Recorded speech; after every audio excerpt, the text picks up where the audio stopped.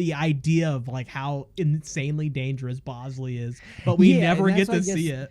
Yeah, you never get to see it, but like he is like absolute unit. Like he absolutely just like demolished and that would be like the trope in the sequels too, right?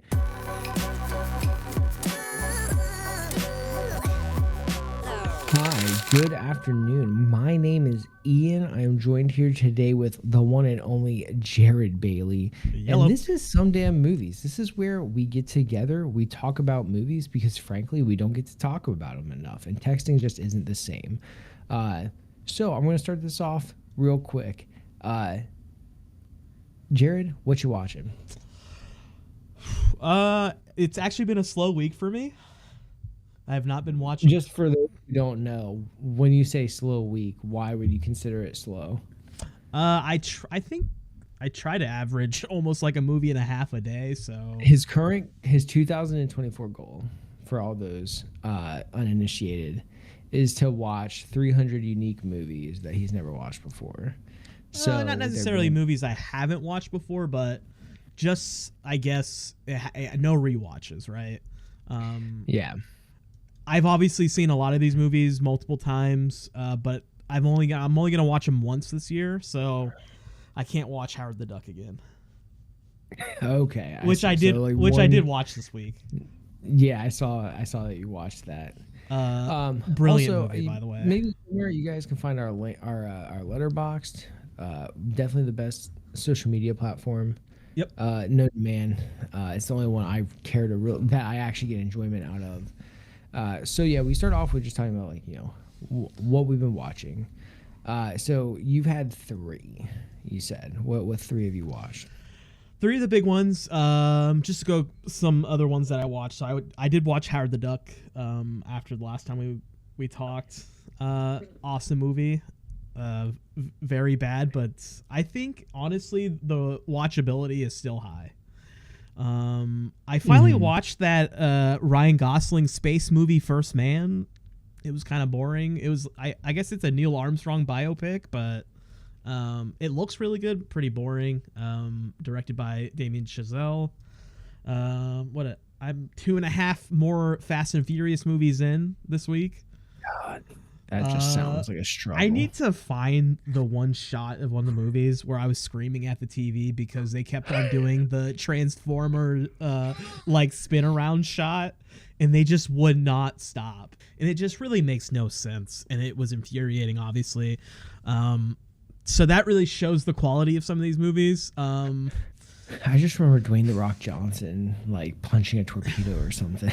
Like it's gotten so ridiculous. Now they're making like some of these cars with jet engines and stuff. I don't know. John Cena is now Vin Diesel's brother in this universe. I mean, that makes like that makes kind of sense for John Cena to be. They also resurrect now a third character Michelle Rodriguez. again.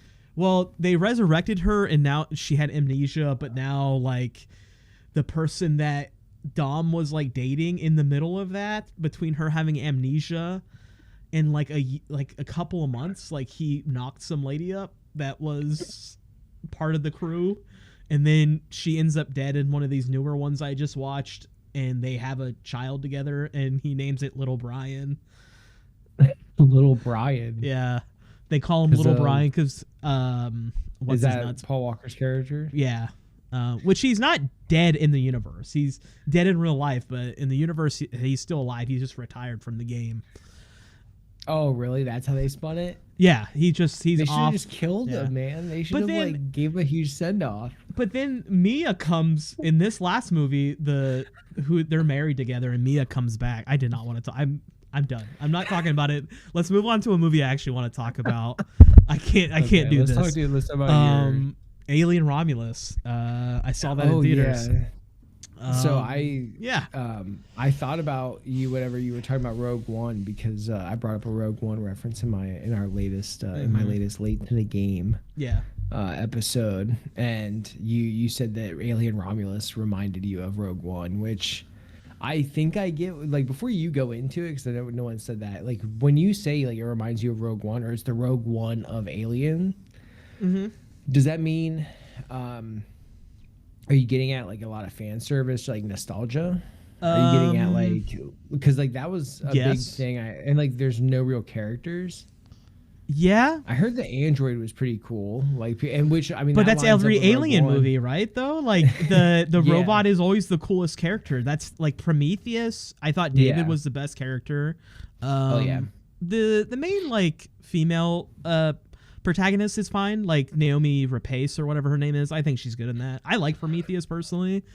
Alien Romulus is definitely pretty fan service-y, but also the reason I would say like Rogue One is because like stylistically Rogue One does look good. It's like a cool like it's different from the other Star Wars movies, but this is truly just another like spaceship horror thriller blah blah blah, but it's just like incorporating a bunch of like, hey, this is from your favorite Alien movie, and it sort of adds a little bit of everything in there. Too much showing of the alien, but granted, you can't really say that, because I feel like when people do say that about these Alien movies, they're prescribing a rule for an Alien movie, which there really is no rule. There shouldn't be rules to these movies. I think it's just obviously our preferences, because we all saw and loved Alien, the first movie, because it was masterly crafted. It was tense at all moments, and it truly hit when it hit. This one is just here's a face hugger. Here's that classic face hugger scene, and they do it so early as well. By the way, like starting our podcast, we don't care about spoilers. Where it's gonna happen. Oh yeah, we should. I'm not holding myself in the back. Intro. Like they're like, this is a spoiler zone. And I'm pretty sure this scene is also in the trailer. I think I was reading some comments on some reviews is that the pilot dies early. Another character dies early. It's all style and truly no substance. The performances are pretty rigid. The dialogue is awful, in my opinion. The soundtrack is just like nothing to write home about. Like it honestly sounded like a Disney Marvel movie to me. That's how the soundtrack truly sounded. Like a lot of the sound design was pretty cool. There are some really cool scenes. Like there was a cool scene. They were messing with the gravity of the ship. And they did that earlier. Cool. They did that earlier in the movie, and then it comes back, obviously. A lot of the movie is like set up. Here's like a wink, wink, nod, nod to later on in the movie. That's the entire movie, basically. So they were fucking with that earlier in the movie. They got it fixed. And then she decides which by the way the aliens in this movie works is that if they see them in a hallway, they have a whole 10 minutes to fuck around before like an entire horde of these literal xenomorphs. Nothing happens. And then something happens when it needs to happen. But they're in a gigantic hallway full of these xenomorphs, and they see them and they run away, and then nothing happens for like 10 minutes. So they have time to plot the next device, which is we're going to turn the anti-gravity thing on and now shoot the xenomorphs because they have like the acid blood. And that would create a hole in the ship because this is like a ship that's in space. So they like go up and dock and stuff like that. And so they would be obviously sucked through. In like Blue Origin. Yeah. Like something like they that, just like go into orbit. Well, they go into orbit because this is it's a shipwreck. And they were the first ones to find out about it. And so they were going to go up and basically the story is that they're going to go up and get the coma pods that put you in a coma and then you can travel because they were wanting to go to this like beautiful place like 9 light years away or something like that. I forget the distance. It was going to take them like 9 years to get there. But they didn't want to lose the time, so put them into a coma. Yeah, the little coma pods, cryo sleep. And so and then shit goes bad. That's basically it's just it's bad. And like it was one of those movies where like I got attached to it really quickly because truly it is a gorgeous movie. And if it weren't for Dune 2, I think this movie would it's probably gonna get nominated, but it would probably win some like visual effects awards for the beauty of like this retro futurism. Everything is very tactile and dirty, and analog, and it's just it's a gorgeous alien movie, but plot, characterizations, like the supporting actors besides like the robot, just awful to me. Everything moved too fast but also too slow at the same time, and for some reason also the ship felt small. So the question, like, it felt like they got to one place to the other so quickly, but then they would zoom out to it wasn't like Nostromo like felt like it was a whole like separate like a city almost, even though we knew it wasn't that big, but it just traversing Nostromo like took the entirety of the episode or the movie. That was my unorganized thoughts of that though. Overall, like, I still kind of I did enjoy my experience watching it, but I can't get the first Alien movie out of my head watching these movies, so I'm always going to put it on that pedestal, and it just does not hit it for me because it was trying to attach itself to too much of the legacy pieces. And also, one last thing is they used a digital de-aging of the first robot from the first movie, Ash, playing a different robot character for no fucking reason. And so it was also the worst digital de-aging like face swap I've ever seen. It was bad. That's the end of my thoughts of the movie. It's just, well, I do have a question about it. Like, so there's like Alien, what's the third one? I'm trying to look. There was Aliens, Alien Resurrection, or maybe it might just be Alien 3 and then Alien Resurrection. I think it is. But what I'm kind of wondering is, because Ridley Scott didn't direct all of them, but he has Alien, which we've all said is kind of 3, technically 4, because there's like a prologue to Covenant, but he did Alien, Covenant, Prometheus, and Alien. Do we think that, like, because I'm kind of looking at Ridley Scott's kind of like rap sheet. And like I don't know, I'm trying to think of like if maybe he's just kind of like out of when his, he like, hits, he depth hits. Anymore. I mean, I'm looking at like let me look at like his. Sure, if we want to talk shit about Ridley Scott, we can. Well, I don't want to talk about, because like I'm trying to think like Napoleon, House of Gucci, Gladiator in 2000. It was not good. Gladiator 2 though. I think Black Hawk Down's about fine. to exist. Black Hawk Down's great. Gladiator's great too, but I'm saying like I think he's kind of like, I wonder if he's just getting signed paychecks to make sequels, right? Like, was House of Gucci, I could see like it was a good movie. I liked it. I didn't mind it. I haven't seen Napoleon yet either. I know they just released the director's cut on Apple TV. Mm-hmm. I feel like that's, I don't know, like Napoleon, I don't need a dramatization of his stuff. I feel like it would be, I don't know, Joaquin Phoenix as Napoleon. It could be really good. He kind of crushes it most of the time when he's the focus. But can I be honest? I hated the advertisements of that movie, so it made me not want to watch it. It made me feel like for some reason the font of it pissed me off.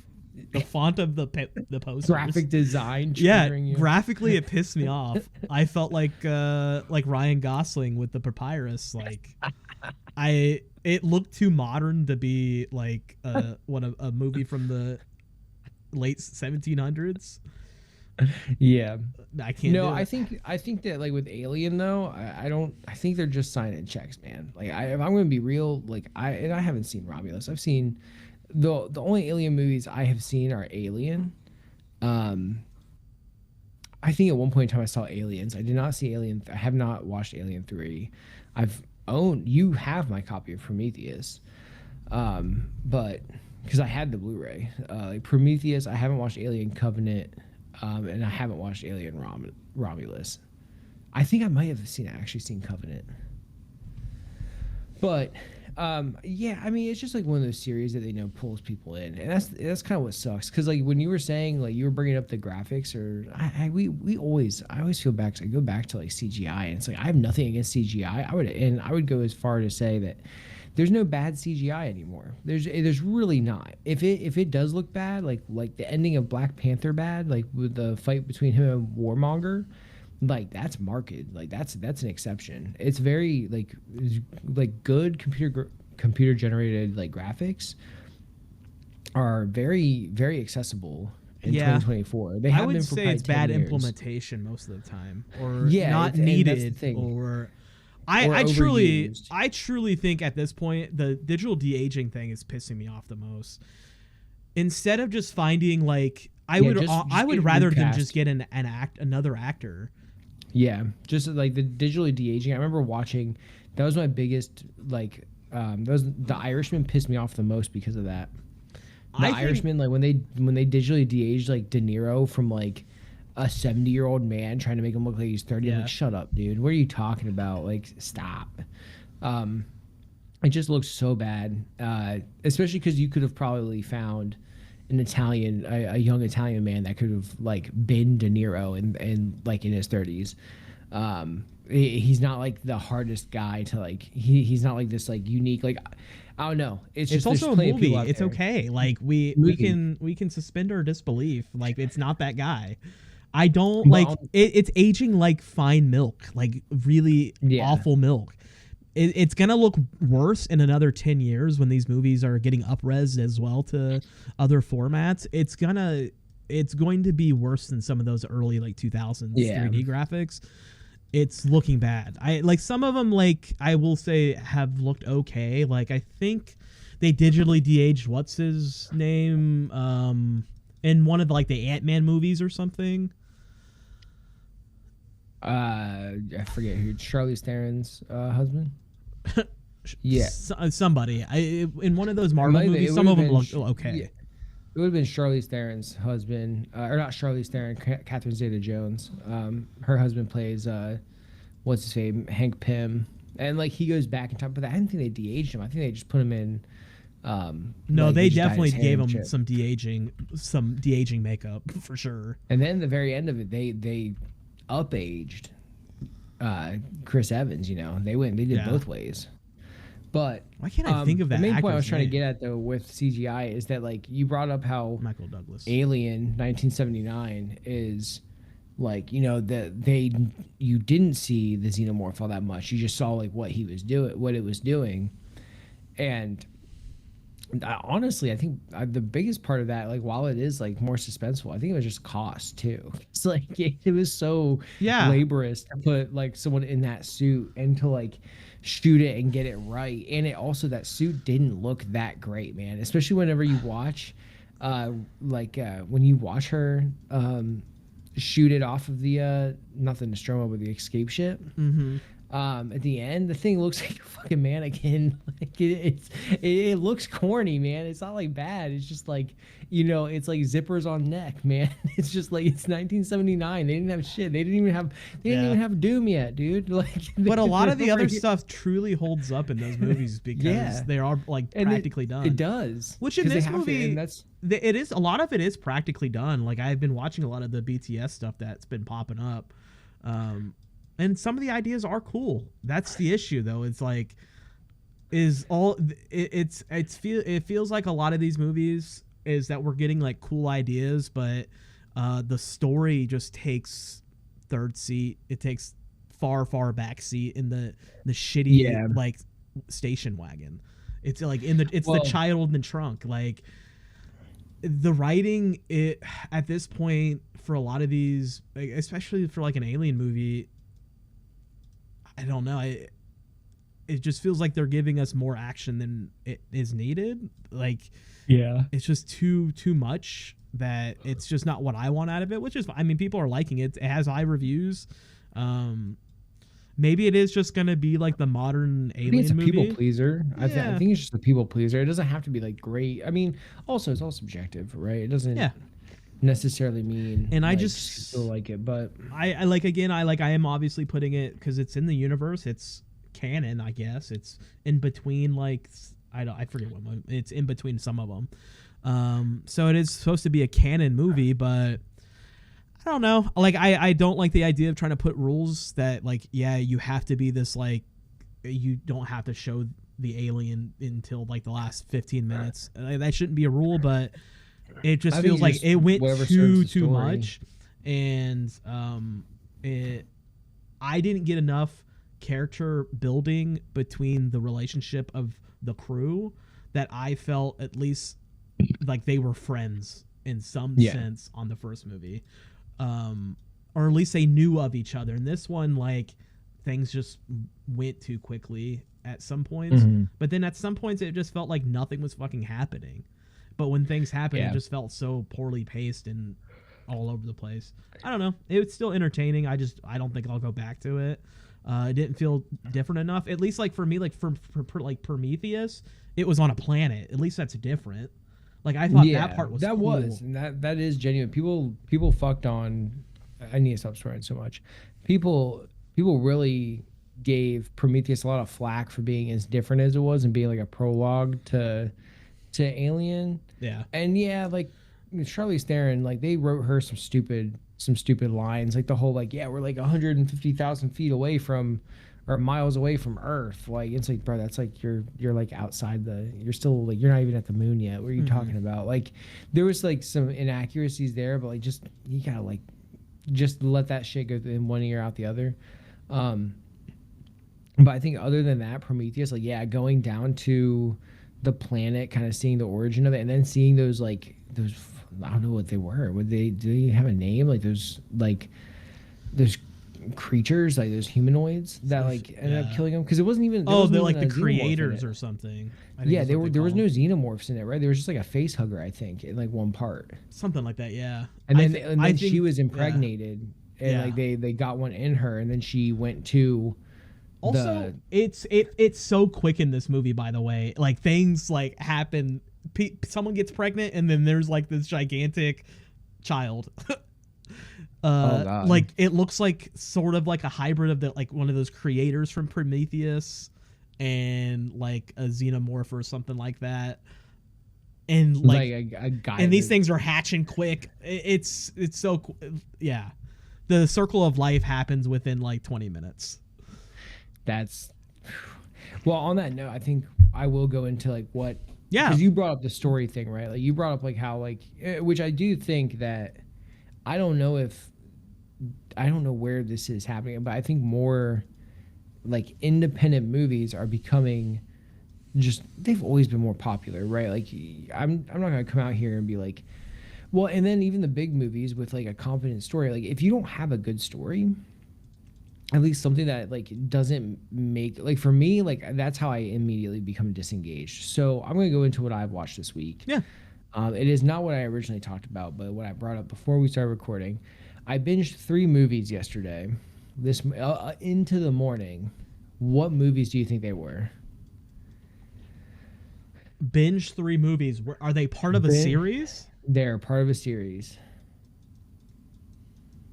And is it just a trilogy? It is just a trilogy. Just a trilogy, and oh god, I mean, did you end up watching Back to the Future like I did? Fuck no. That's another. That one sucks too. Oh my god.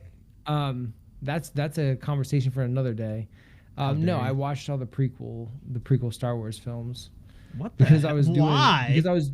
Well, it's because I was playing, this new episode. I was editing this new episode late to the game, and then I also something else brought up Star Wars, and I was like, you know what? I'm just gonna crank out the prequels. So I watched them all. I'm sorry, and also it's because, so I've been on Threads more lately, and I follow Gary. Why?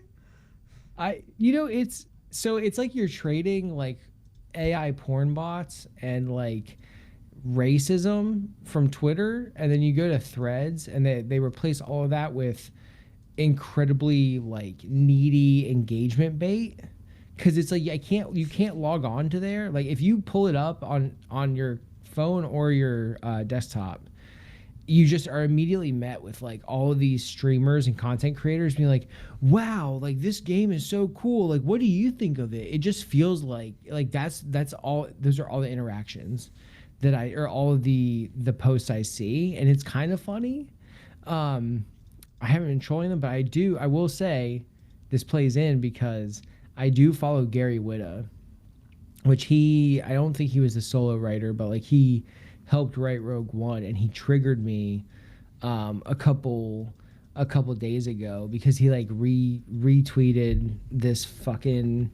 He like reposted this guy pretty much just saying that like people who like pick apart movies for like it was I could bring it up. It's not that, but he was pretty much saying like people that pick apart movies for like what makes them bad, like they just make like they give like reviews a bad name and they make like they don't really get what the movie's really about, right? And then Gary Whitta like reposting, he's like, yeah, they just can't like engage with the movie the way they need to, so they just feel like they have to like pick it apart. And then I was just like, coming from the dude who made Rogue fucking One, and I like replied and I was like, maybe it's because the story's so fucking like written so poorly that it makes you disengage from it because it makes no fucking sense.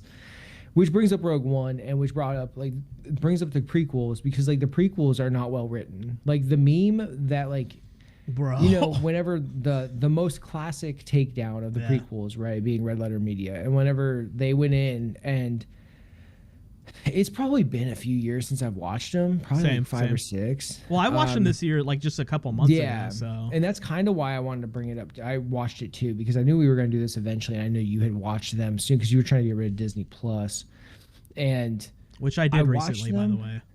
Congrats.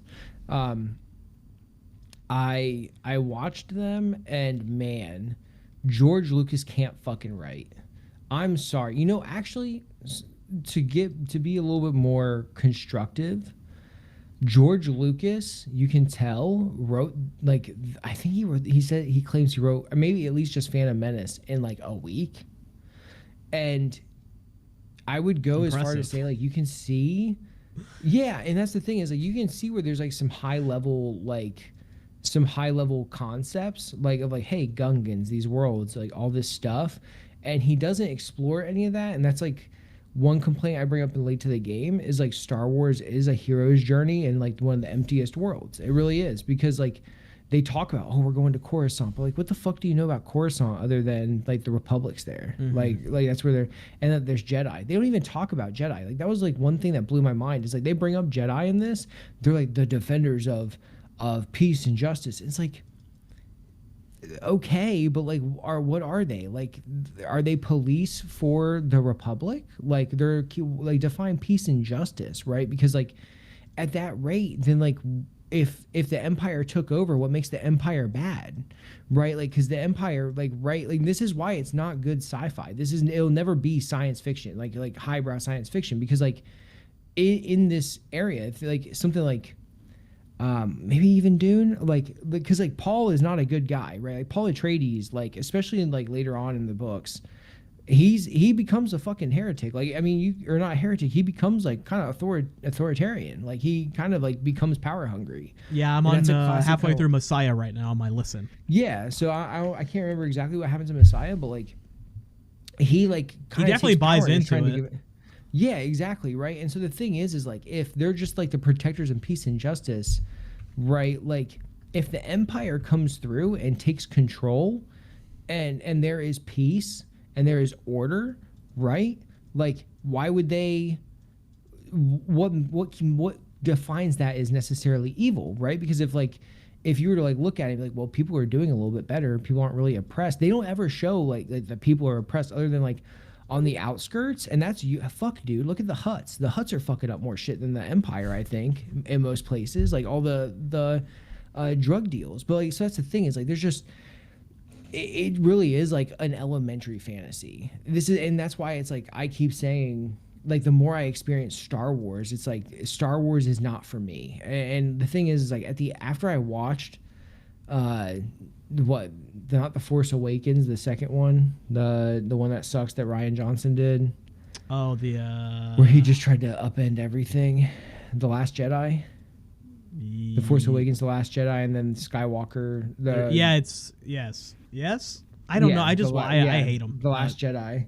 So like The Last Jedi, right? The Last Jedi, like it subverts just for the sake of subverting everyone, but like at the same time at the end it's like you see the kid that like uses the Force to get the broom and all this, and I'm like, this is for kids, and that's fine, honestly, like, and that's fair. Like it is a very elementary story for kids to like, and that's why like I think Star Wars' main motive now is just to make sure it doesn't come out of people's like frontal lobes, and that kids are like remember it so they can buy toys, so they can buy like Hostess cakes that are like themed after Jar Jar Binks and like Yoda, so they can buy Ziploc bags with like Rey on it, right?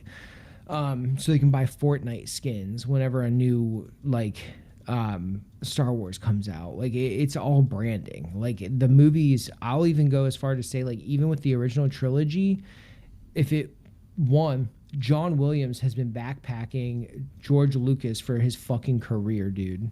His whole fucking career, like he should be getting a huge cut of like royalties from start, not just for the composition, for like actually breathing life into like these stories through his music. We should watch his other movies.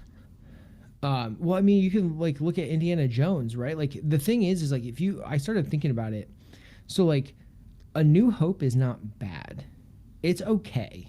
I don't want to say it's safe, but it's like it is your typical hero's journey. Like it's you can look at like what came out before this. Like I mean, fuck, you have like Clash of the Titans came out like the early 70s as well. Like I mean, like it's a eternal story, and it was kind of like an opera. Like it's not bad, and I will say I have the utmost respect for anyone that's out there grinding, right? Like George Lucas was grinding. He was going off of like American Graffiti renown.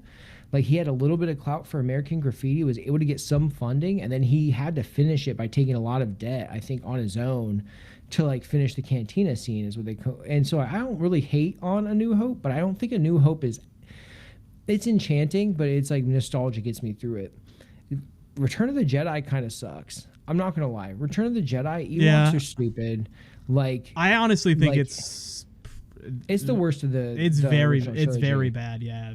It's not even close. Like the other two trumpet, and then of course the best of all of the Star Wars movies, objectively, Empire Strikes Back. And you think about it, and it's like why? It's like well, you have fucking Irv Kershner there too directing it, and I think it was because especially when you look at the prequel trilogy, like I don't think like. George Lucas, I think, was around sycophants, like people that just wanted to be like on a George Lucas project because that would like make their money, like that makes their career right from the rest of their days. Like if you work on even The Last Jedi, I think like it's a classic, even Rogue One, none of them are like panned, but like to me, those movies suck. Solo is pretty critically panned, but even if your name was on that for like any sort of like job, if your name was in the end credits, you're probably not going to have, it's probably going to be a lot easier for you to get a job in the business than a lot of other people, right? Just think about it, because you're working on a big project. And I think a lot of people in the prequels were just like, especially because this was the prequels were the ones coming out. I mean, it's been since the 80s. It's been like 20 years. We're about to go into Y2K, bro. Like, it was a huge buildup. So I think a lot of people just wanted to make sure that they were on that end credits roll and not missed out. So like, I think they let George do whatever he wanted, because if you look at like Indiana Jones as well, right? Classically, Steven Spielberg like just told George one day, he was like, hey, they won't let you make a James Bond movie. How about you make him American, make him an archaeologist, and you go on like adventures around the world? And he was like, that's fucking cool, dude. We'll call him Indiana Jones. That's a great collaboration, right? And then you also have Steven Spielberg in his corner to be like, hey, that's probably not like a great idea. Like, stop it. And I guess now they're just cashing checks, right? Like, I think Steven Spielberg directed the last one that came out too. I don't know if George Lucas wrote it. I'm pretty sure George Lucas has been fully retired since he sold Star Wars. Yeah, because they own Indiana Jones. Disney owns Indiana Jones as well, I think. So like, but at least whenever he had peers that were maybe he held as like a peer, like someone of an equal status of him, he kind of like listened to him more. Like he didn't get stuck in like an echo chamber. Right, because there's a reason why the prequels and the other two like A New Hope and markedly like Return of the Jedi are infinitely worse than Empire. And I'll say it's it's mostly because George Lucas just did whatever the hell he wanted to. He had no one to check him because the story just sucks. The stories are like, it makes no sense. Like no, like the whole like getting the Trade Federation to attack Naboo to stage a war, so then Palpatine could, fund the Republic Army to then like go in there. It's so like just basic and just like not really well thought out and political like he thought it was. It was very much just hitting beats like, well, it has to happen here, this has to happen this, and like let's do this. I mean, I was kind of thinking to myself how I would rewrite it, and there's just like I think a couple different ways that would have made that sequel trilogy better. The first one being Qui-Gon is the Sith. I feel like you keep Darth Maul. I feel like Anakin, just get rid of Anakin completely. Make Qui-Gon Darth Vader. Like he was Darth Vader the entire time. He doesn't get killed by Darth Maul. Like they you don't find out, of course, that Qui-Gon is Darth Vader until Revenge of the Sith. And that's because like, oh, who killed the younglings? No one knows until like they get to like that planet Mustafar, and they go down there, and then it's like the fucking love triangle's stupid. I know you're trying to get Luke and Leia out there. You can have Luke and Leia come in many different ways. Because the Force, right? Like that's how Anakin was born. Just he's Jesus, and then Qui-Gon just like rolls out in Mustafar, meets up with Obi-Wan. He's like, no, we're good here. And he's like, we're not good here. Like, what are you talking about? Like, they're doing something here. We need to. He's like, we're good here. And he's like, what do you mean, Qui-Gon? And then Qui-Gon like takes his sword out. He's like, all right, it's done. Like, let's do this. And then like everything kind of comes. You could make that a mystery. Like and that's just one of many ways, probably, right? Just someone who would be like, would put a little bit more thought into writing these movies than what it looks like George Lucas put into it.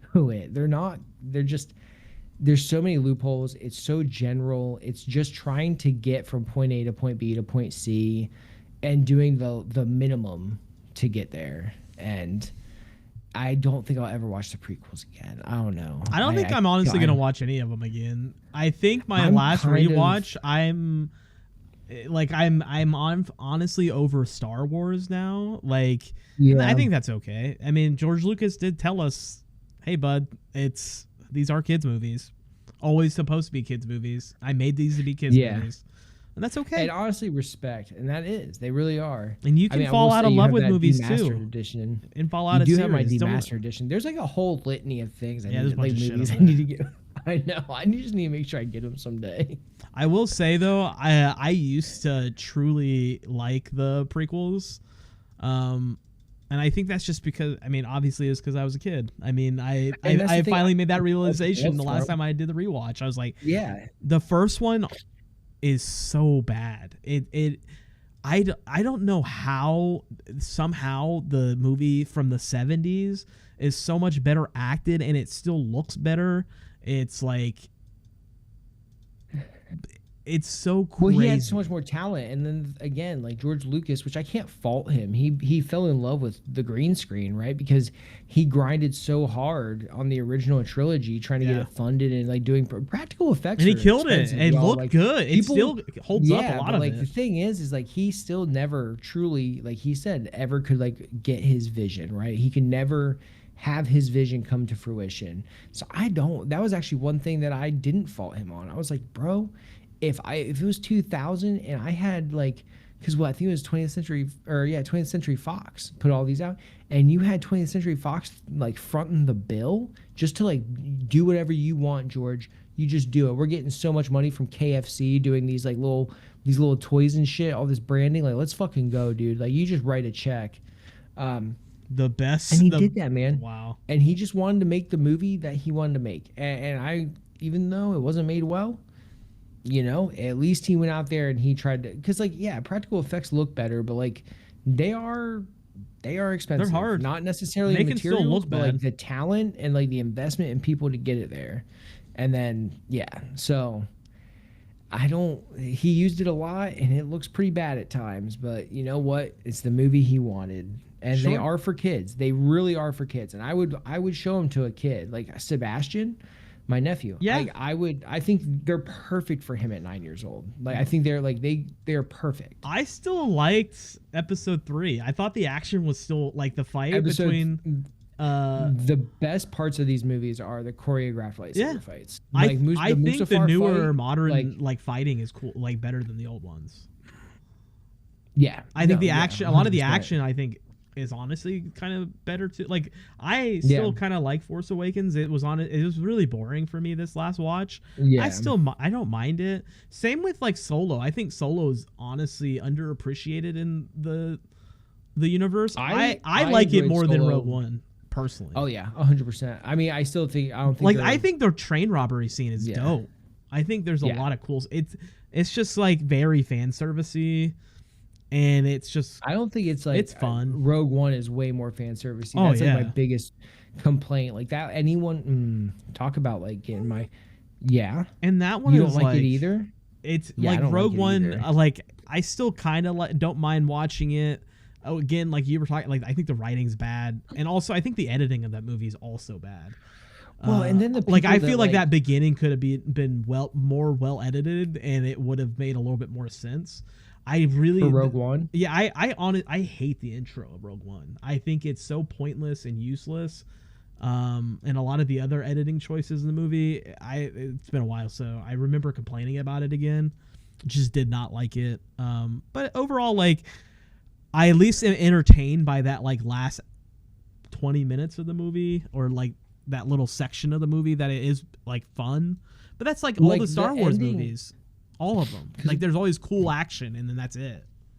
Yeah, Gareth Edwards, like most of his writing is pretty like shoddy, and the thing is like I need to look this up. Let me look up Rogue One, because I'm like the thing is Gary Whitta is on there, and Gary Whitta.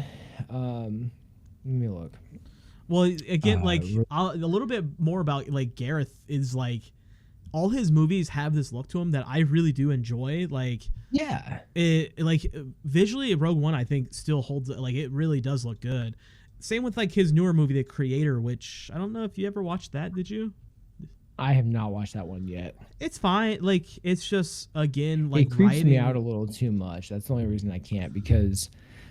Have you heard of, and I blame Matt Pat for this one, but have you heard of like the like media when they're trying to like, so essentially like, because you've watched The Creator? Yeah. So so the whole thing with is like it's an AI that they're trying to protect, right? So she might be a little hot because I was holding her, but I think she's a little hot.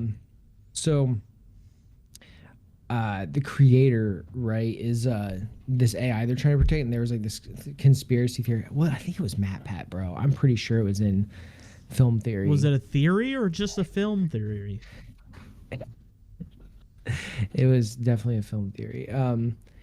But they were talking about how like as like new technologies come out that people might be adverse to, they kind of like start sprinkling into the world, or like into like media, popular media, like ways of like making it more sympathetic. So like it used to be, right, like iRobot and shit would come out, like, you know, like stories like that, like, you know, about like, oh, AI is going to take over, like, you know, Skynet's going to come and kill you. And now like they start putting out stories that are like, oh, we need to be welcoming to AI. We need to be like treating it well. We need to be like protecting it. You know, it's just like another human being, like shit like that. So like I was on that bandwagon, or I'm still kind of like, I kind of broke my tinfoil hat out for that a little bit. And yeah, I couldn't bring myself to watch it, because like they kind of use that as a center point of like, isn't it weird that they're now putting out AI movies about how you have to like, you know, protect the AI, and like kind of like how it's like, you know, how it's being like centered out to, you know, be discriminated against. That's funny. Like, I mean, a little bit on that. One of the last times I went to the movies, I saw a trailer for another movie about like an AI thing. I'm already done with that fucking genre. Like, I don't like it. This like AI is sentient and it's like gonna take over. Like that genre that is like the Megan movie. This other one's like, I think like just a software on your phone that is also now everywhere, like your house and shit. It's connected to everything. Mm-hmm.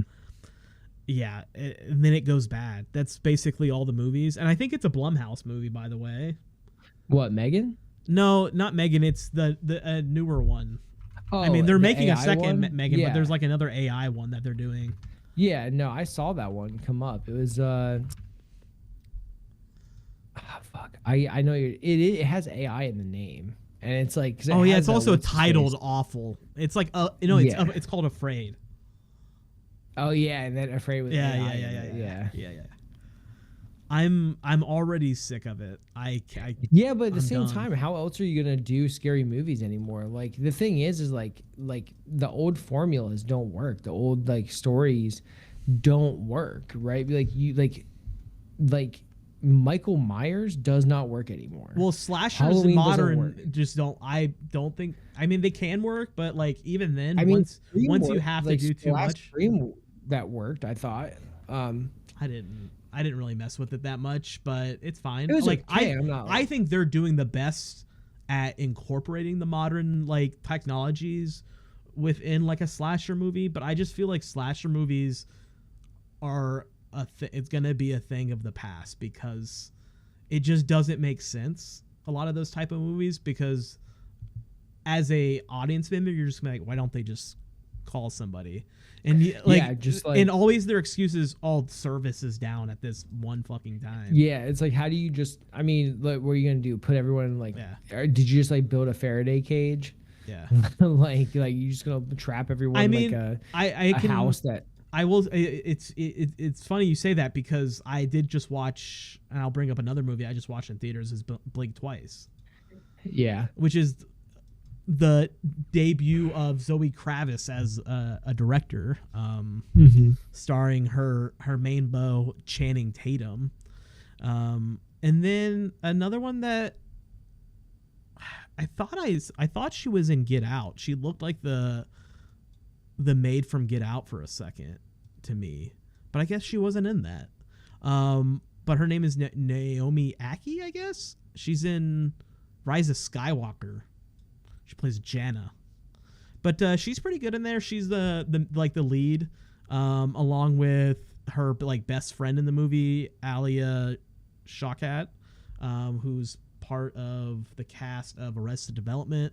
Also, impressive enough, which I wanted to compliment Zoe Kravitz on getting like some of these.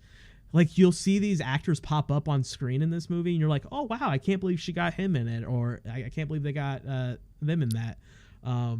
But they're not like super like A-list. They're not like, because I just watched I'm watching this Fast 9 movie, and like Cardi B shows up. It's not like one of those, but it's like they're part of the movie. Like Kyle MacLachlan's in it. Obviously, well, I see Haley Joel Osment. Yeah, he's in there. So yeah, you have Twin Peaks, and then classic Haley Joel Osment, who's been in a ton of like classic stuff as a kid. Simon Rex is in it. Who's the other one? Who's the main actress? Oh yeah, Gina Davis is in it. She's the older lady that's in it. So yeah, I mean, great cast. I think the cast really works together. They're great. And this movie is the way they sort of have this modern slasher, I guess. Is that they go off on basically like an island that Channing Tatum's character owns because he's ultra rich. And it starts, he's like this tech billionaire or some shit.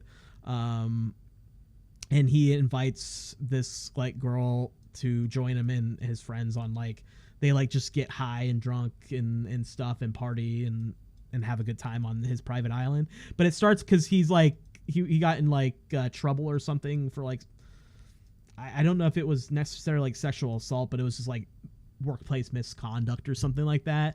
And so they're playing on sort of the current trope in that they're trying to incorporate in some of these movies where,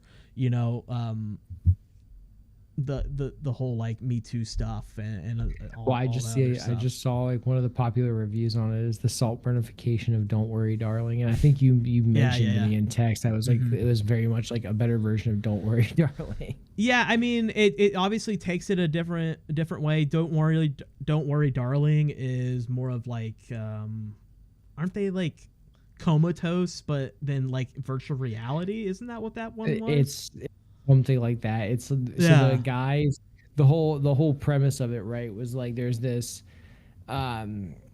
this very far right kind of Jordan Peterson like character that is like gotten all these like, I guess, unsatisfactory men to he's made a program, and then like you find out at the end that all the women have been kind of put into a comatose state and sedated. Yeah. And they have these things over their eyes that like, they have to like keep dripping water. So like the men, when they go to work, like in that reality, it's just them waking up so they can go like work like it at like McDonald's, like Target, or something. Pay for like the bare minimum of what they've got, and then like the hotel room that they're staying at. So then they come back and they like, rehydrate their eyes and shit, and then they go back and fucking go to La La Land and just into the desert. So yeah, I mean, this is similar to that, but just stripped in a different way. I don't know how much you want me to spoil it for you. I mean, I don't really care about spoilers too much. I know that Jess will probably want to see this like very much, so I'll just make sure not to tell her. But really, like the twist is that so they meet at she's like this waitress or something at some dinner or something that he's hosting. He had publicly like came out and apologized, and I think it's like a year later or something after he like comes out, and like he's back in the public or something like that. He had this gigantic public apology, blah blah blah, and so they're at this like event, and then she's just trying to like sneak in a little bit and like befriend him. So like her and her friend are like a waitress at this event, and then they like sort of get dressed up in like ball gowns or something like that, and trying to entice and get their way closer, blah blah blah. They connect, yada yada yada. They're on the island. I will say, for me personally, like the movie I think drags too much in that part where they're really trying to set up a lot of the stuff. A lot of the setup is pretty neat, like the way like things connect. They have like this Polaroid camera that gets brought up later. So a lot of like little pieces for you to, a lot of on the nose though. Like in the movie, you're like, that's probably going to get brought up later. That's going to be important or something like that. Yeah. So once they get to the island, they basically just go through and have a good time, blah, blah, blah. As the time goes, like her friend basically like goes missing or something like that. After she gets bit by a snake. So basically the twist is that the snake is like the antidote to, because they're basically drugging these women and like R-wording them without them knowing. They basically wake up the next morning not knowing anything that just happened. So that's the big twist, is that like they have this like formula that they have in, I guess they're using perfume. So the ladies put on perfume every day, and it makes them basically forget the events of like what happened that night, which basically they just get super like high and have a good time. And then they get R-worded. God damn. And that happens night after night for like a long ass time. Supposedly they don't really describe how long, because she's also like kind of like, she doesn't understand how long it's been. And at the beginning of when they get to the island, the reason I was trying to pull this back in is like they take the phones away. So now like you understand like she can't just call. So basically a lot of these like modern slashers might go that way, where they take the phone away because they're like, yeah, the phone has to be like gone. Yeah, so like, and it's always like the quest is now to go get that phone later on in the movie. Yeah, I already knew as soon as they took the phone, I was like, okay, something's bad gonna happen. They're gonna go on a quest to take it. Yeah, which is just gonna be the modern slasher thing. So yeah, and it just unfolds that stuff happens, and they learn like the venom is like the antidote to it. And the twist is pretty cool at the end. Basically, she had already been there like a year ago, and like it connects, like she had a scar on her head, and like they're like sort of flirting and stuff throughout the days and stuff like that. And then she's obviously learning, and she's getting her memory back and stuff like that. And that she then starts to remember that she was here like a year ago. And then some more stuff like connects with like that typical foreign like foreign maid on the premises says something, just repeats it the entire time. Red Rabbit. Oh, it's another like horror trope. There's always like a foreigner that's saying something, and then it connects later or whatever. So that happens. Yeah. So a lot of like very basic like tropey stuff. I think it's pretty well done, and it's like it's fun. I think it could have been cut a little bit shorter, even though it's already short. This could have been a sweet 90-minute movie, even 85 minutes, and it would have probably been real good. Is it? It's like an hour 40 or something. But like truly, like the beginning, I think lags too much. Yeah, 102 minutes. Yeah, an hour and 42 minutes. Yeah. Damn. So yeah, I mean, overall, I liked it. I think it delivered on the premise much better than Don't Worry, Darling. And also Don't Worry, Darling didn't rely on Harry Styles to sell tickets when he's just not a very good actor. I think what comes down to, I guess we're going to go down this route for a second, but I think as much as I used to crush on Olivia Wilde and want to say that, like, man, I just want to like get with her so I can bring her to the next level of wild, that movie wasn't good, man. Like, it looked cool. There were some cool shots. I'm not gonna like hate on that too hard. Looked like a luscious film. It looked great. Yeah, it looked. Oh my god! Like it looked like it had a budget. It looked like it looked good. Like I still think the best part is like not necessarily cinematography. I think sometimes the cinematography got a little too pretentious at times, where it was trying to be too much. Like, hey, why are we zoomed in on Florence Pugh like massaging a steak? Like, what is the point of that right now? Like, what's the emphasis, right? And that's why, like, that's kind of how I judge cinematography. I'm like, it's like if you compare that to like, and I'm always gonna go back to a ghost story, dude, but like to Rudy Mara eating a fucking pie, wide shot, 5 fucking minutes, dude. And it's like, if you compare the two, it's like, what's the difference? It's like, it's called, I have no fucking clue why I should care and why we're putting emphasis on Florence Pugh making this, like, we get it. She's like a Stepford wife type deal right now, right? But like, I don't get I'm not picking up what you're putting down as far as this, other than you think it looks really cool. Right, like you think you're on some shit. It's like when you have that nice shot and you're like, whoa, we need to get those close-ups because like people like it and it looks artsy. To then going to something like, a ghost story, and then you just slam that shit into the widest angle, and Rooney Mara is just like gets a pie from her realtor, and is like, I'm sorry for your loss. And then she doesn't know how to react. So then for the next 5 minutes, you just watch her at a distance, sitting on her kitchen floor, and just dominate this pie. She's just eating it. She doesn't know why. And it's why. It's because she's fucking grieving. It's because like all of it's been building up. Like, she's kind of been holding it in from the loss of her husband. And it all just comes out in the form of her just fucking grief eating, right? Like, she just fucking pounds that shit down, and they let it sit there for 5 goddamn minutes. And it's like, if it's 5 minutes, but I remember we timed it. We're like, it's like is 450 or something, yeah. And it feels like an eternity.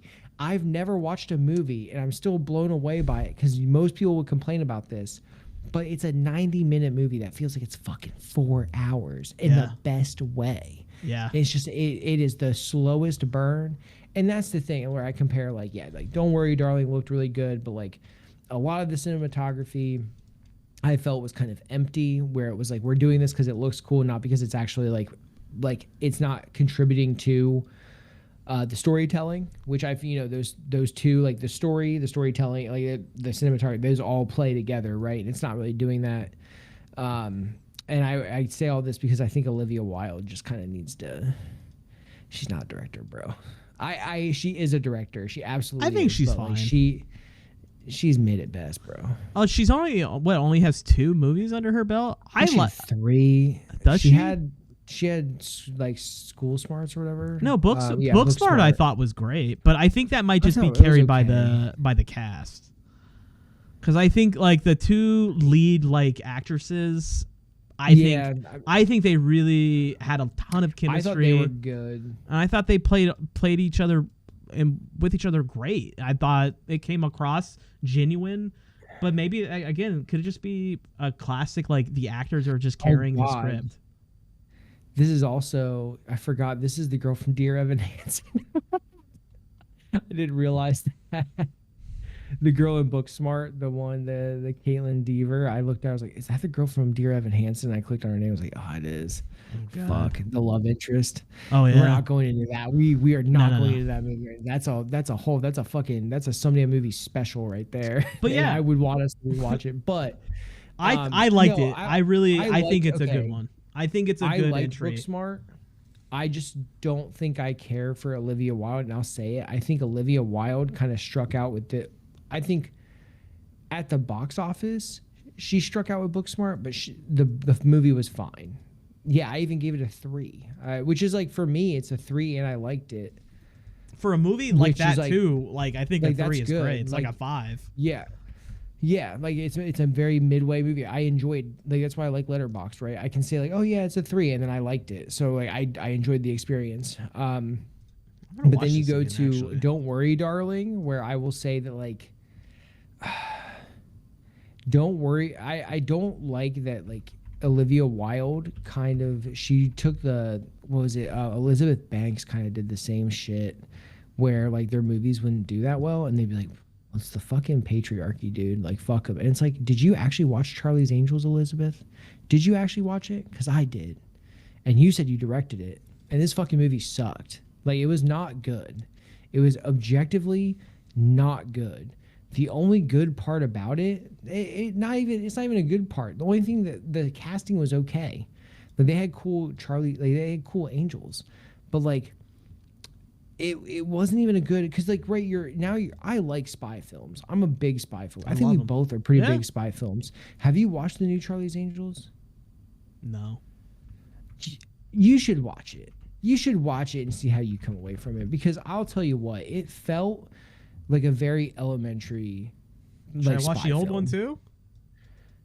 So the thing is, there's a big difference between the old ones and the new ones. The old ones were early 2000s, Carl's Jr. bikini. Like we just want like Charlie's Angels has always been about like, and this is the thing is like Elizabeth Banks was trying to rebrand it right and kind of like take it back, but like Charlie's Angels has always been kind of like a, it's sex appeal. It's trying to look sexy, right? Like you have Lucy Liu, Cameron Diaz, and Drew Barrymore in their prime, right? Like those are not no names. They were the hotness of the 2000s. But they were fucking everywhere, and it's like and in that case, right? It was more like it wasn't just a comedy, but it wasn't really an action movie. It really was kind of. Just it's sex sells. Like it was just like you wanted to see these 3 very popular actresses in scantily clad clothing and like and it was like the equivalent of a fucking cinematic restaurant. And it didn't take itself serious either, right? It was like pretty comedic at points. Yeah, exactly. And the thing is this new one is the opposite.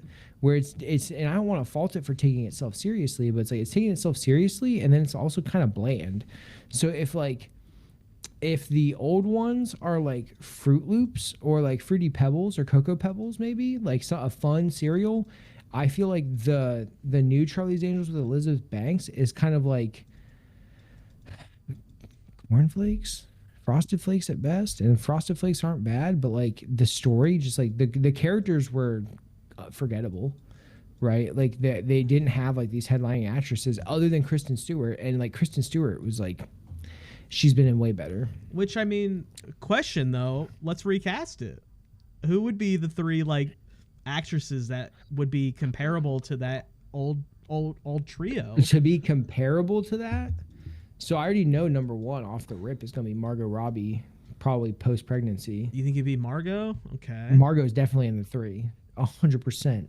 A bombshell blonde. That's exactly what like they would cast like to replace. Cameron Diaz. Who would be the other one? So you need so that's the blonde. So then now we need... It can be anyone really. Like they can kind of like Well, we have to go with diversity. Their stereotypes. We definitely have to a little bit. That's kind of the point. They did the same. Well, it just depends. Like they had. You can't just include Lucy Liu and be like diversity. Like because Drew Barrymore, like there's only 3 of them. But if you wanted to do that, like yeah, if you want your blonde white girl, like yeah, like Margot Robbie's gonna steal that shit. I mean, is Zendaya gonna be in here?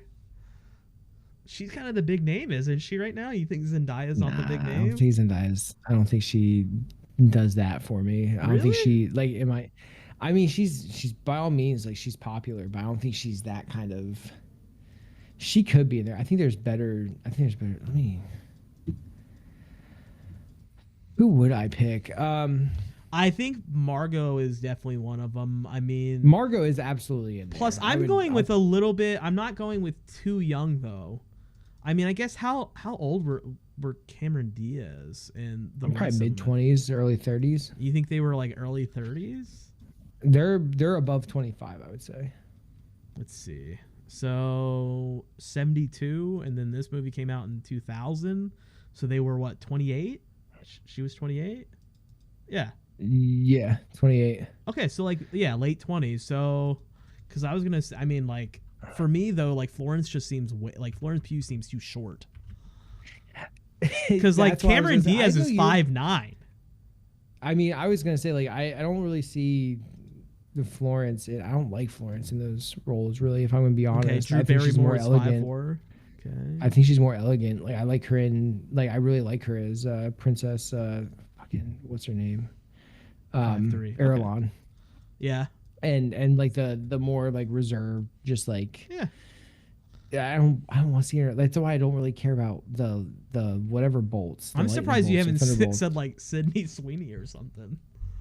She could be in there. Like I mean, again, I feel like if we're casting Charlie's Angels in like the original kind of like lineup of just like bombshell like actresses, like Sydney Sweeney is absolutely up there.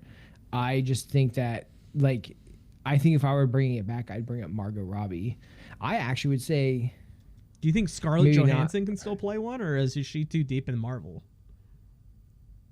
I think she would actually be a really good one too. She could be blonde. I mean, she'd be Drew Barrymore's character. Or I don't even. It doesn't even matter. I think she's just up there. That's you're saying like blonde, brunette, and like. I think that's important. Like personally. Asian. But I'm also trying to pick within like who is like. These were like the beauties of literally 2000. I think right? Zoe Saldana's in there. I was gonna say who I think they would hire though is probably Gal Gadot. Oh, actually, I think Margot Robbie, Gal Gadot, and Zoe Saldana are probably is that the cast? Really accurate. I think that is the cast. Okay, I think we got it. That would be. I don't think that's like. I don't think Gal Gadot is a great actress. I think she would probably. We're not going for that. Yeah, she would be perfect for this. Yeah, she would be perfect for a 2000s Charlie's Angels reboot that isn't Elizabeth Banks trying to rebrand it. Which again, I'm not trying to hate on Elizabeth Banks doing that. Like that's like. I think the cast is bad for this, though. I think the cast that she had, like, I think the cast that she had was like you need like names to bring people in, kind of like she just focused on, and I respect it, especially now being like entering my girl dad era. I respect like trying to like put these what were highly sexualized roles into like a more, I guess you could say like a more not like girl boss, a less smutty light, a more like a more just a more not honorable. That's the word I'm looking for. Fuck. I'm just talking about like a more dignified. I'm not trying to say it's not dignified to be sexy, but like. Again, yeah, like it's like we're talking about like Carl's Jr. bikini, like Hardy's bikini commercial era, Charlie's Angels, and that's kind of that's how the show kind of was too. Like people were not watching that show because it had like gripping, and I've only watched a couple episodes, but it didn't have like gripping stories going on with it. It just had some pretty fine ladies. But they were also badass ladies. And there were some badass ladies. No, I'm talking about the show. Yeah, I know. From the set too, but like, yeah, and like it was like, it's kind of like Pamela Anderson doing fucking what was her? She had her like action flick too. I mean, her big thing is Baywatch, but no, after that she had like her Stripperella or whatever. Oh. She had like her own show where she was just like this scantily clad cop vigilante. It was like, yeah, like Stripperella or something like that. And that was like the era that like the new Charlie's Angels was in. So if we're casting it for this year, yeah, I'm definitely thinking Zoe Saldana, Margot Robbie, and Gal Gadot. Like, I actually think that would be. Well, I think that's actually like a fucking awesome. I mean, it's good, but like, do they work together though? Because like, I'm now just thinking like, Drew Barrymore and Cameron Diaz are both very funny ladies in their own respect, and they have very great like comedic timing. I mean, they were in a lot of those like comedy movies. Like Cameron Diaz is in at least one Ben Stiller movie. Cameron Diaz was in I remember the Ben Stiller movie because there's a very funny scene with the hair gel. Yeah. Something About Mary. I love that movie. Yeah, Something About Mary. So like it works because I think also it's like they have that skill set as actresses where Drew Barrymore and Cameron Diaz are both like, they always played like somewhat of a goofy girl. They played sexy like female characters, but you know, a little bit some comedy in there and to their cuteness as well. I mean, Gail Gadot is not funny or charismatic to me at all. Well, like I think she, again, this is the Carl's Jr. bikini models of it.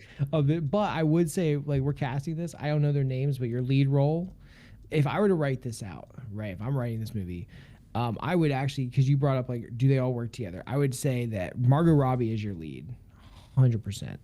Margot Robbie's the lead. She's with not MI6. She has a personality, so I think she's the one with the personality. Comedy. She is very funny on her own. She is Harley perfectly. Quinn, she has that personality. Zoe Saldana is really good too. Yeah, or Zoe Saldana, like she's great too. Gal Gadot is the one you got to kind of watch out for. Like Gal Gadot's there for the looks. I'm not gonna lie. Like we're putting her there for. She has some one-liners or something, but like those two are carrying the weight of the story. However, I would say that. Margot Robbie is, one of the angels. She, whatever organization they were affiliated with. Gal Gadot is a new hire, essentially filling in, and then Zoe Saldana is the one who left and is being brought back because of like whatever the mission is, and that they need her expertise, even though she got out of the game. She's a little more grizzled, a little more salty. She's like the veteran.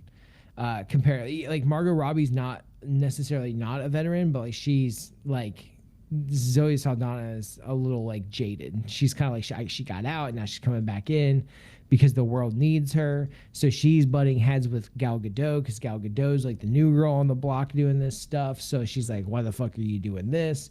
You're fucking stupid. Gal Gadot's like, shut up, old lady. I don't want to hear you talking. And then Margot Robbie's like, you both are fucking stupid. Shut up. Let's look hot. We're going to go in there and we're going to steal some nuclear codes from Russia. Like that's kind of like the gist. There's not enough AI. Like how I would play it.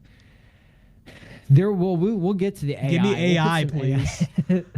Yeah, actually, there's a supercomputer named Ultron. I already got it. It was No. This is gonna work because we have Gal Gadot as the third actress here.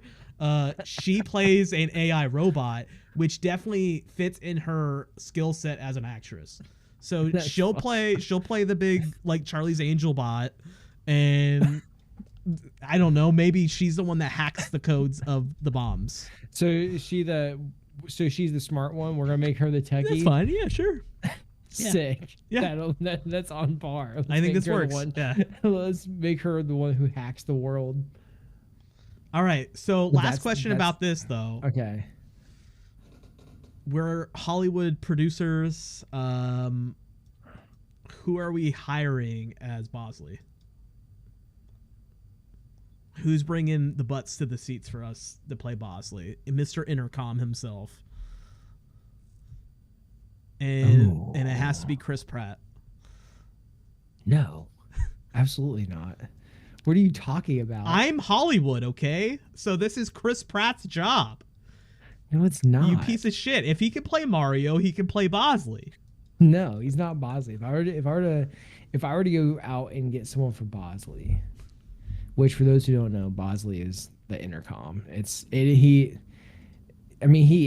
not Charlie, but like, is it?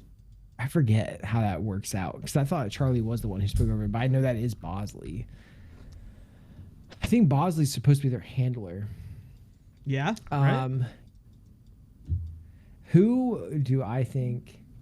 Oh, I already kind of know mine. Idris Elba. Idris, that's a good one.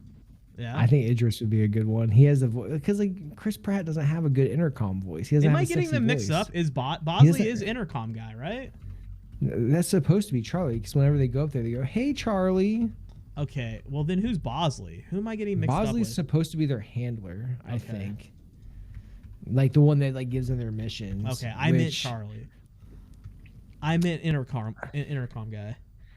If it's gonna be Charlie, I still would probably say Idris Elba, even though he'd be a good Bosley too, because I'm thinking of someone like the guys I want in here. I want some sultry voices, dude. Chris Pratt does not fucking have that, dude. I know, but I'm trying to sell tickets here. I'm Hollywood. I don't know what you're talking about. Idris Elba would sell tickets. Sure. So Idris Elba is your They're also not going to be in there like too much. I don't know. Put fucking Pierce Brosnan in there if he just has to talk. Pierce Brosnan brings seats. I'm trying to think of really good voices. I mean, really, do we just not put Morgan Freeman in there? But since we can't afford him, so we're doing AI. Yeah, like he probably has like a premium for doing just like voice work because of how popular his voice is. I'm trying to think of like sexy voices, dude. Like, that's what I want, like very notable. I say we go on the nose. We'll go Brat. We'll do Charlie XCX. I think Charlie XCX is gonna be. You know, I know you're memeing a little bit, but I could kind of see it. I just don't know if I see the hyperpop soundtrack that accompanies this album or this movie after it. Cause like when I think of it, if I'm rebranding this kind of, right, I'm going back, I'm taking it back. We're going to go with the sexy ladies, like doing like the sexy stuff and like being like the old themes. But I do want it to be like an epic spy film. Okay, yeah. Like I want Bosley, George Clooney. That's a good one. I mean, yeah. And then Idris Elba is Charlie. Okay. Or vice versa. Either way, you can flip that around. I think Charlie as because the thing is I feel like people would want to see George Clooney, but I think that like George Clooney as Charlie would be more iconic, and then Bosley as Idris Elba. Because then you could even cut the scene in there, like a John Wick kind of home base scene where like they get attacked at the base because like they're getting too close, and then Bosley has his one scene where he like just beats the shit out of it. Like he's fighting with the girls, like the girls and him are like having this like they're fighting all these like fucking ninjas. I don't know, like just like all these like assassins. That would be a hype scene, man. Like that would be pretty sick. In my head, that would be like on the level of like Reggie finally killing people kind of level. Like that would be a lot of fun. That was very satisfying when I finally watched it. Well, and yeah, it was, right? And then I think that like, and I don't want to go down that rabbit hole too far, but I'm saying like, because the thing is like you take Bosley, because Bosley's supposed to be their handler, and Bosley's kind of like a veteran. Like I think they were, because like Bosley was, I think Elizabeth Banks, and he's Charlie's assistant. Yeah, but the thing is Charlie's the disembodied voice. So like Bosley, there was two of them effectively in the new one, right? Because you had Elizabeth Banks, then you had Patrick Stewart. In this one, I think they were both Bosley. I think that was like their rank or like their code name, sort of, because they were both like Charlie was someone else. And so I think like Idris Elba, like that the Bosley character is normally supposed to be like a veteran agent, or that's how I would, it doesn't even have to be like you were saying, it doesn't have to be a trope. It's like, that's how I would phrase it. I'd be like, Bosley is like a veteran, like secret agent. So when they get attacked, at like home base or wherever they're at, like Bosley, I would want to be really cool about it. I want him to be like, oh, this is fine. This is according to plan. And then he gets up and like he like kind of eliminates the threat. It's like his one moment to having like a really cool one, and then all three of those ladies are like, damn. Like they're like, damn, Bosley, that was clean. Because you've been watching them kick ass all day. You've been watching the last 60 minutes has been them kicking ass, and now they're about to be attacked by some assailant troop, and then he's like, well, I gotta take care of my ladies.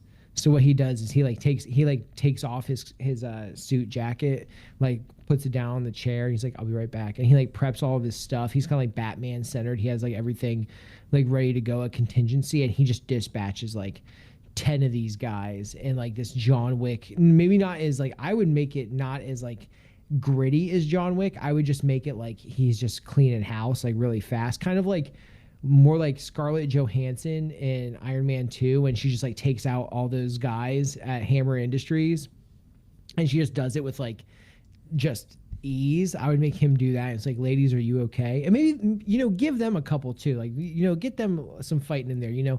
But he like kind of holds his own and just like takes them all out, and then, you know, all three of the angels are like, damn, Bosley, that was hot.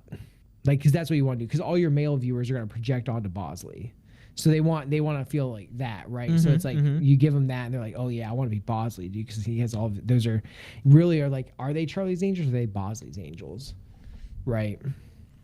But then that makes you also wonder, like, is Charlie even more badass?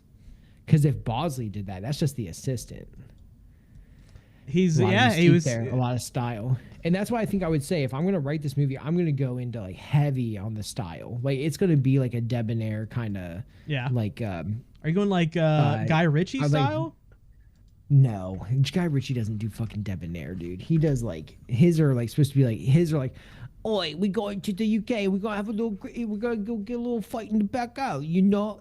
I'm the biggest, I'm the lion, I'm the one who eats. Are you telling me my boy is not debonair? He's not. You telling me Superman is not debonair? Mr. Henry Cavill, he's very debonair. He is. I mean, he has moments, but he's all about like gritty. This would be posh. This is like 007. Okay. I'm trying to channel 007. I have casted my Charlie. Who is it? Ralph Fiennes.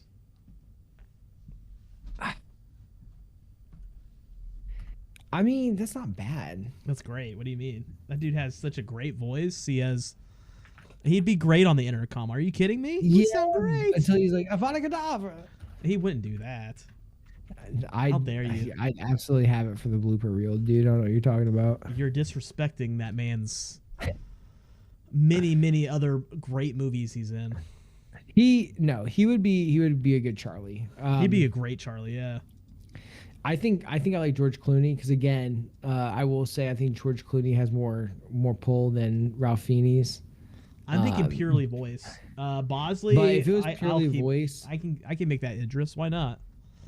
I think Idris, because again, you want like a hot dude. Yeah, I want him hot. Whoop a bunch of ass. Yeah. And he's like, because the thing is like the angels you've been seeing for like 60 minutes in my scene, right? Like you've been seeing them whoop a bunch of ass, and like they're tired.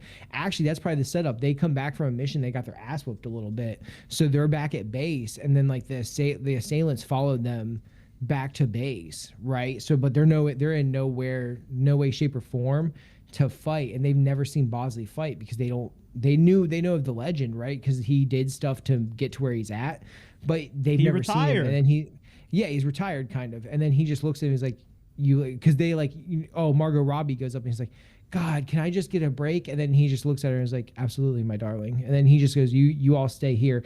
And the whole fight you just see over the security cameras. Like, you just have like no, that's not how you do it. Here's what you do. You only have the sound effects of the and you just have the ladies sort of like cleaning up and just chilling, maybe putting on a pot of coffee or something. Well, no, because they're not going to be comfortable with it. They don't know that he can dispatch them. It has to happen in the background. They kind of know it, but like they're going to be impressed by the end of this. So the whole thing is that they're sitting in the safe house in this room, right, in the panic room kind of, where they're being like, they've been treating themselves, or like, he's been like treating them as well, like for their gashes, their wounds and all this.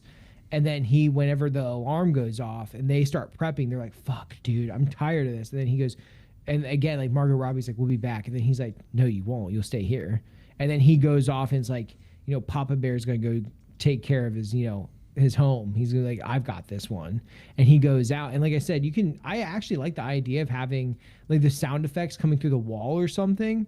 But like, I think to like better portray it, I think it would be kind of cool. Well, they don't even hear it. It's just for us to hear as the audience members is what I meant. Well, it's like I would want to put it into where it's like a very nonchalant kind of way. I actually kind of think about like Fury Road whenever he walks off, whenever they need to give him more bullets. It's literally like George Miller in the part at night where he like sets the booby trap up to like blow up everyone, and then they like take the truck down that way. I'll be ready. And then he comes back and he's covered in blood. That like absence of the action, but like letting his like state come back, and you see like all of like the wounds, and they're like, is he okay? And then like Charlize Theron's like Furiosa's like, that's not his blood, right? It's like that moment, like something like that with like Idris Elba, like he comes back ruffled and stuff, and like, are you okay? And he's like, this isn't my blood. And he's like, can I get that towel? And he's like drying off his knuckles and stuff. You see he had like brass knuckles on too. Like what the fuck? Like this dude was like a brawler back in the day or some shit. And then like it pans over to like the security cameras and you just see bodies. See, I like the idea of like we don't even like not even doing any of the brass knuckles or any, like I don't even want to know. It's just when they walk back out, like they don't even know what happened in there. He just went out to maybe step out to grab some ice or something. And, well, and then they just walk out and they're like, oh, I guess Bosley took care of it. We never see we never see anything because it's just knowing his the idea of like how insanely dangerous Bosley is, but we never get to see it. Yeah, you never get to see it, but like he is like absolute unit. Like he absolutely just like demolished and that would be like the trope in the sequels too, right? Yeah. Like there would always be until like the day he dies. Like maybe we kill Bosley in the third movie. Yeah. And whenever we kill him, that's when you actually see him fighting, and he like takes down like 20 guys.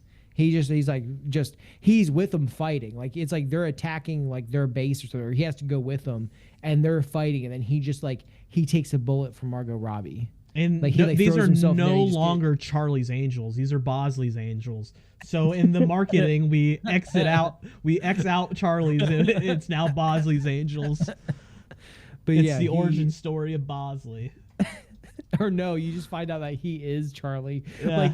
Like actually, his assistant is the one that's speaking over the intercom. He just gets bored sometimes. He's been Charlie the whole time. Yeah, and that's the big reveal. Whenever he dies, is like that was Charlie all along. And then you find out George Clooney was actually Bosley, and that's why he was the one over the speaker. So you turn that shit on its head, and they're like, "What?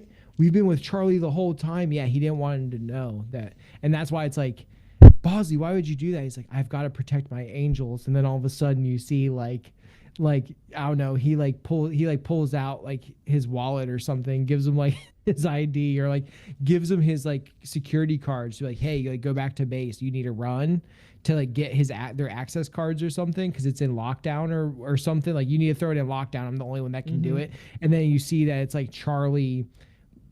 Like, I don't know, Charlie Reeves or something like that. And it's like, he's Charlie. And it's like, what? And it's like, yeah, so Charlie just dies there. And then that's like the end of the first trilogy going into the next trilogy where they have to like find a new Charlie, which then you make Margot Robbie Charlie. And we did it. That's when you bring in the next generation. That's when you bring in Sydney Sweeney. We created the Charlie's Angels 2020s trilogy. Sign us up. Work really well. I think on Paramount Plus.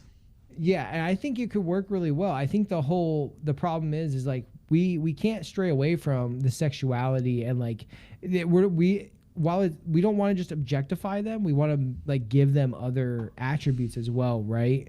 And make them enjoyable, make them like give them more substance than just like witty one-liners and being hot.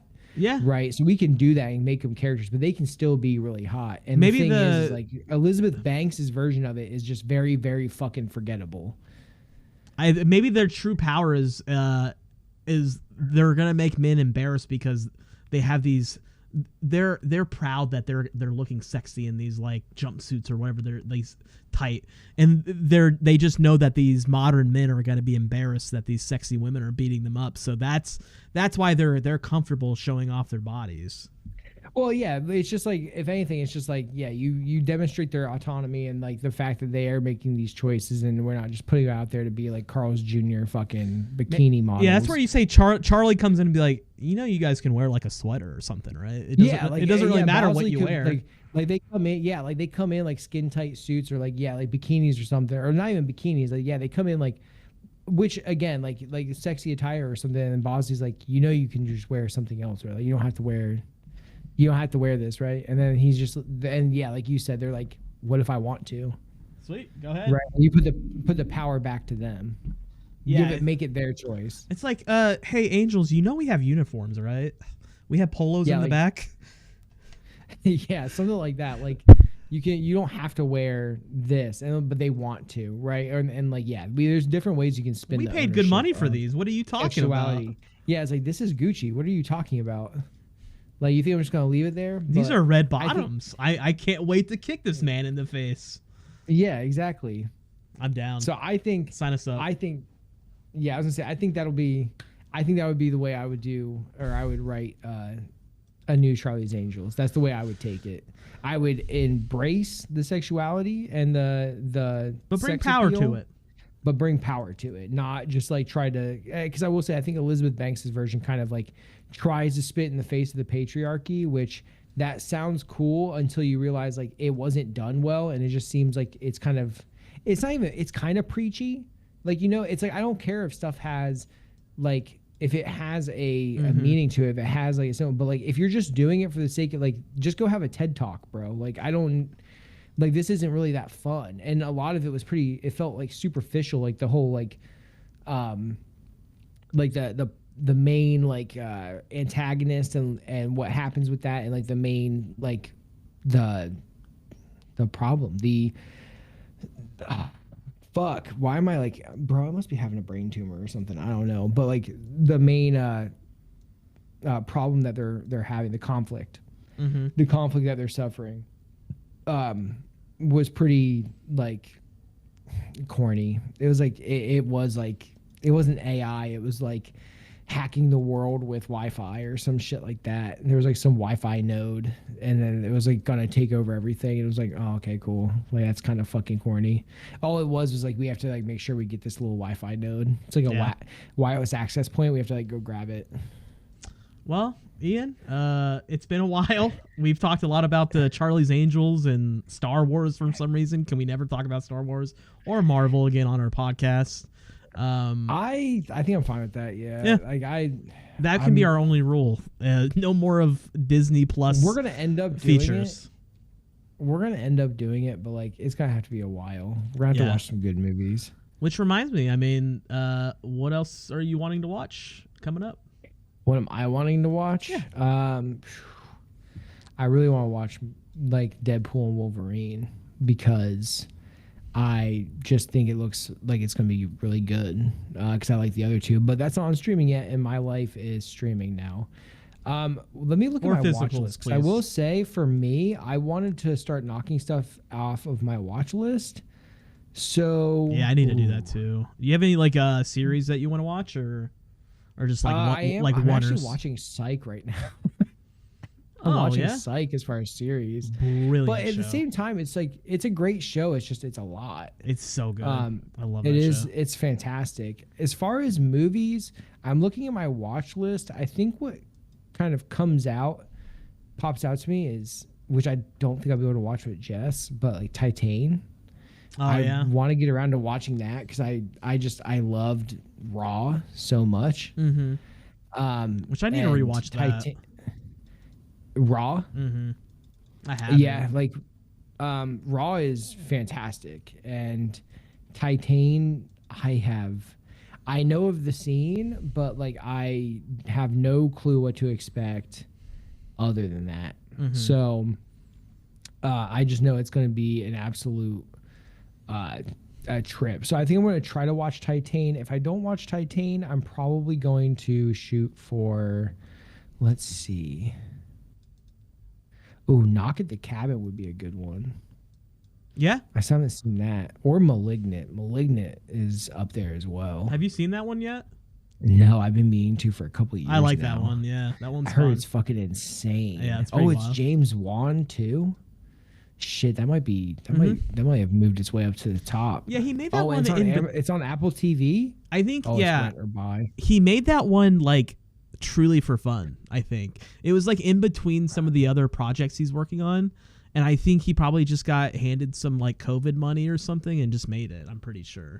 Well, like I just saw a couple of like scenes from it, like these ridiculous like fighting scenes almost, like between the main character fighting herself or some shit, and I was like, what the fuck? It just seemed fucking wild. Yeah. So I would like to watch that. So that might make it to the top. But I think I'll probably try those three. I'll try to get one of them. So Knock at the Cabin, Titan, or Malignant is probably what I'm going to shoot for. And I'm probably going to rewatch some comfort movie like I was with like Star Wars or some shit too. But I don't count those. Sweet. What about you?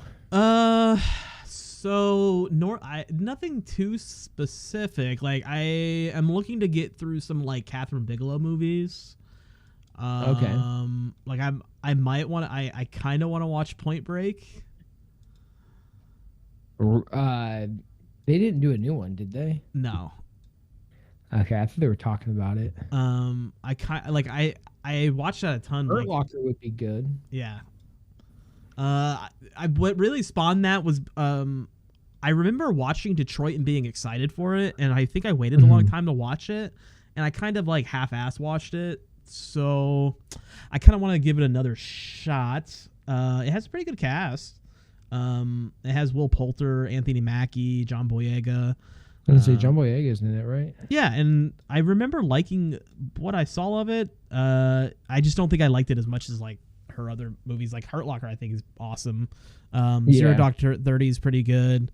So I want to maybe go through some of those, and then I think I recently thought that I want to watch some Peter Jackson's other movies. Because I had watched Lord of the Rings. I tried to watch Mortal Engines. Yeah. That was I couldn't get into it. I think he did that. I know he did The Lovely Bones. Yeah, he did The Lovely Bones with a very young Saoirse Ronan. The big one I want to see is actually Brain Dead from '92. I have watched that. I watched it at a LAN party actually on South Side. It was during I don't know if you're familiar with LAN Extreme. God, I love that place. But they would play during these like there'd be like 100 of us. That's how I like before I knew Tony and Joel. They would go to those too, and there was like there'd be like 100 of us like with PCs playing like freaking I don't know whatever you played in 2003. Probably like 1940 or Battlefield 1942 and shit and Unreal. But this movie is it's kind of crazy, dude. I think it's had the world record, or it had broken a record for the most gallons of fake blood used in a movie. Okay, it was. Yeah, I think I've heard that. So yeah, I was probably gonna go through some of those, and then I don't know. I've wanted to watch Garden State for a while. Wait, who? Zach Braff's Garden State. Yeah, I know that. Okay, I thought you meant like Peter Jackson's Garden State. No. What? No, I was just saying. Yeah. I remember loving it when I first saw it and was younger, and I was like, oh, this is awesome. And I used to be a big Zach Braff fan because I love Scrubs. And then he did that movie with Morgan Freeman and Florence a year ago. Yeah. And we've been meaning to watch it because obviously like Tony's a big Florence fan, so hopefully maybe if I watch Garden State. They worked on with each other too, because Zach Braff they dated for a little bit. Yeah. Are they not dating anymore? No, they broke up some time ago, I guess. Don't ask me how I know that. I just knew that they were dating at some point, but which was kind of I don't want to talk about ages, but like yeah, he's an old fella. Yeah. Yeah, I was going to say like fuck. Yeah. That's so, yeah, huge jump.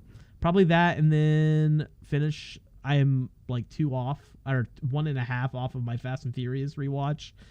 And then I need to incorporate some older movies. I don't know about you, but like, I've wanted to watch some like 70s or before type stuff, but I mean, I don't want to get into this conversation too much now, but I tried sometime this year and it was pretty difficult for me to like get into some of those older movies, which makes me a little sad because I know some of them definitely have some value, but like I remember when I think we watched The Exorcist around the same time. Yeah. And I was like, it was a little rough for me to watch, but like I did like it. I liked it still. And it still like looked pretty good at a lot of the times, but there's just something about like some of those old movies that I think don't hold up. Some aspects of it. There's plenty of like other like great aspects of The Exorcist that I think still work, but yeah, just the way the acting is in some of those old movies is a little bit more showy, I guess. Yeah. So it's a little hard for me to watch. But you know, just gotta try, I guess. Oh yeah, and lastly, I did want to get through some of some James Cameron's older stuff. I want to watch True Lies. Because I haven't seen it. That would be a good one. And then maybe go through some of the Terminators. Terminator would be a fun one. Yeah, I gotta watch some of those big ones. I think watching Terminator 1 and 2, because I've only watched Terminator 1, I think once, or like the Terminator. That would be a fun.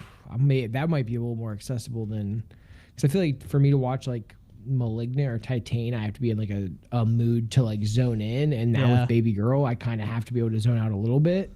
Yeah, because bro, she'll keep me up for fucking hours, and I love it. But like, damn, dude, girl just like her sleep schedule. No, I get it. I definitely have to be in the mood to watch certain stuff. But like Titan is like an art house film where I'm like, yo, I'm gotta sit down. I'm gonna drill in on this, and then we're gonna be good. I'm gonna enjoy the fuck out of it. Yeah, I get it. But well, on that note, I think we could keep going forever, but we've already probably went way over again. So yeah, we're way over. Holy again, fuck. We do it every time. Maybe it can be split up into 2 separate episodes. 2 podcasts, yeah. Let's do 2 podcasts. But on that note, thank you all for joining us today. Whatever day you decide to join us, I hope you just enjoyed the conversation, our recasting of Charlie's Angels, or just any of the, I just hope you enjoyed the topics that we talked about. Let us know down below, or just try to hit us up in any of our socials. We prefer Letterboxd, but I mean, you can always hit us up on Threads or Twitter. I'm still never gonna call it X. Hit us up. Let us know what you've been watching. Tell us what I to always watch. want to know. Tell us what to watch. Maybe we can start a poll. Just like tell us what to watch. This could be a movie club, really. Like, let's just watch similar stuff. I'm guys. very much down with that. I have a reading club. I have a movie club. I'm down for having more clubs. Yeah. So, but with that being said, I am Ian. I'm Jared. And we'll be talking to you later. See you. Bye.